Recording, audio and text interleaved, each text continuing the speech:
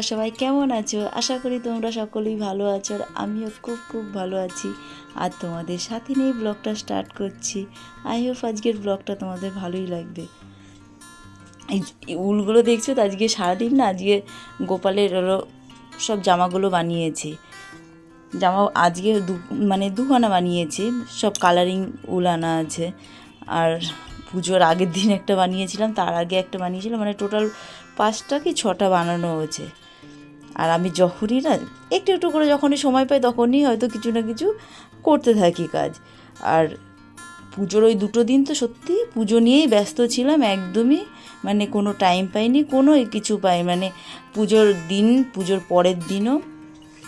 আর সবথেকে বড় কথা, ঘুমোতে ঘুমোতে 2টো 2:30 এরকম বেজে গেছে পুজোর আগের দিন।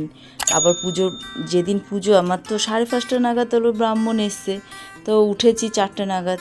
সে উঠে সমস্ত কাজকর্ম সেরে ঘরটর সমস্ত কিছু মুছে স্নান করে তারপর পুজোর সব কাজ করলাম। তারপর এদিকে দেখি অন্ধকার, মানে কতক্ষণে আলোটা বেরোবে, 5টা বাজে, তখনও দেখি অন্ধকার। 5:30 তখন থেকে আস্তে আস্তে একটু ক্লিয়ার হলো।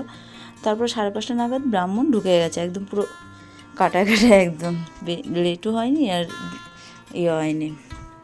তাই উঠেছিলামও যেহেতু আগে। আর সবথেকে বড় কথা, যে কোনো কিছু কাজ করতে মোবাইলে অ্যালার্মটা দেওয়া ছিল, কারণ যেহেতু অত রাতে ঘুমিয়ে নেই, বেশিক্ষণ ঘুমানো হয়নি ধরতে গেলে। আর পুজো, সত্যি ঘরে পুজো থাকলে না কোথা দিয়ে সময় কাটে নিজেও মানে জানি না। মানে পুজোর এইসব কাজকর্ম করা, শুধু পুজো বলে তো না, পুজোর সাথে সাথে ঘরেরও কাজ থাকে, তার মধ্যে ঘরে রান্না এইসব জিনিসগুলো থাকে। তারপর ছেলেও স্কুলে যায়, ও আবার বাড়িতে অঞ্জলি দেয়, আবার স্কুলেও দেয়।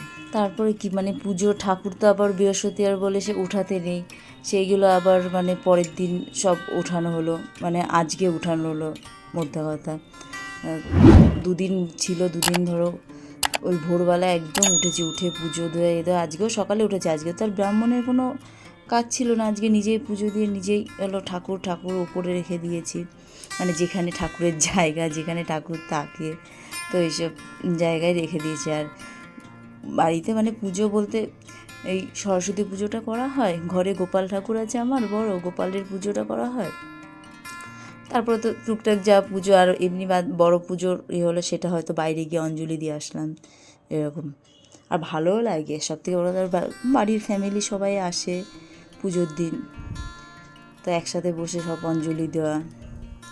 আর আমাদের পুজোটা সবসময় সকালের দিকেই হয়, যত সকালে দিই ততই আমাদেরই ভালো।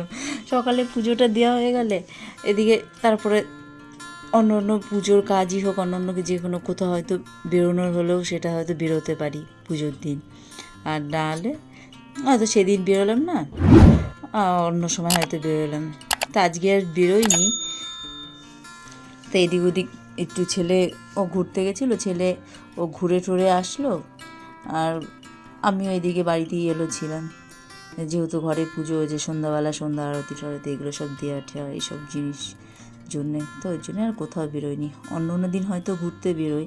আর সব থেকে পুজোর আগের দিন আবার বাড়িও ছিলাম না, সেদিন আমাদের ওই বাড়িতে গেছিলাম, তো ওই বাড়ির থেকে পুজো যে জিনিসপত্র যা কেনাকাটি বাকি ছিল সেইগুলো আবার রাতে সব জিনিসগুলো নিয়ে আসলাম।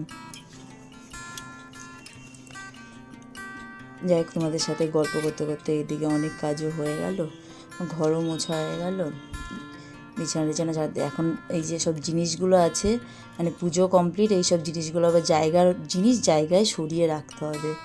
তো এইটাও একটা বড় কাজ, এটা করতে পারলে একদম সব কমপ্লিট। এদিকে পুজোর সব বাসনপত্র সমস্ত কিছু ধুয়ে সব শুকিয়ে রেখে দিছি, ওইগুলো রাখা হয়নি, জিনিস জায়গায় রেখে দিলে ব্যাস, আর কোনো কাজ নেই আপাতত। এখন এইগুলোই, এখন মানে টুকটাক যেই সব কাজগুলো গোছানোর বাকি আছে সেগুলোই এখন বাকি আছে, সেগুলো করলে বা, তাই বলি দেখো, ছোট্ট ঘরের মধ্যে যতটা পারি গুছিয়ে রাখা ততটা গুছিয়ে রাখি।